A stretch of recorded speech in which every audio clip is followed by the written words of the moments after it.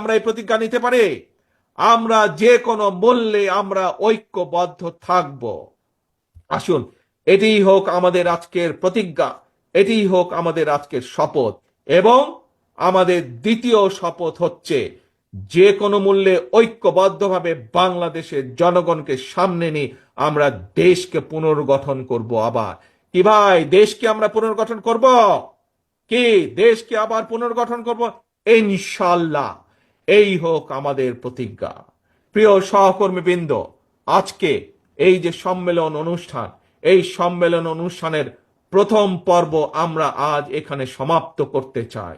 আমি আমার ব্রাহ্মণবাড়িয়া জেলার যে সকল নেতৃবৃন্দ আছেন, সকল নেতৃবৃন্দর সাথে আলাপ আলোচনা করে ইনশাল্লাহ অতি শীঘ্র আমরা সম্মেলনের দ্বিতীয় পর্বের তারিখ আমরা ঘোষণা করব এবং দ্বিতীয় পর্বের তারিখ ঘোষণার মাধ্যমে আমরা সম্মেলন অনুষ্ঠানের দ্বিতীয় পর্ব আমরা অনুষ্ঠিত করব ইনশাল্লাহ।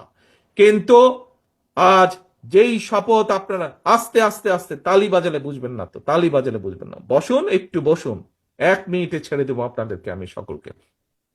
বসুন, প্রথমে বসুন সকলে, প্রথমে সকলে বসুন, বসুন বসুন বসুন বসুন, বসতে হবে, বসতে হবে, বসতে হবে, একটু বসুন সকলে। আমরা কি প্রতিজ্ঞা গ্রহণ করেছি? প্রথম 1 নম্বর প্রতিজ্ঞা, ঐক্যবদ্ধ থাকতে হবে। কি সকলে ঐক্যবদ্ধ আছি? আমরা আমরা সকলে ঐক্যবদ্ধ আছি ইনশাআল্লাহ, আমরা সকলে ঐক্যবদ্ধ আছি। মনে রাখতে হবে, ঐক্য ঐক্য ঐক্য, ঐক্য ছাড়া কোনো কাজ আমরা সফল হতে পারবো না।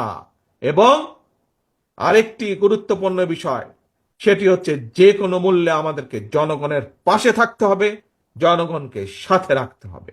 আসুন, প্রথম পর্ব যেরকম আমরা আজ সুন্দরভাবে সফলভাবে আল্লাহর রহমতে শেষ করেছি, আমরা যাতে একইভাবে সুন্দরভাবে সফলভাবে দ্বিতীয় সম্মেলনের দ্বিতীয় অংশ যাতে আমরা আগামী কয়েকদিনের মধ্যে সুন্দরভাবে সম্পন্ন করতে পারি, এই দোয়া চেয়ে এবং আমরা সকলে ঐক্যবদ্ধ থাকব এই শপথ গ্রহণের মাধ্যমে, সেই প্রত্যাশা রেখে আমি আমার বক্তব্য শেষ করছি। আল্লাহ হাফেজ।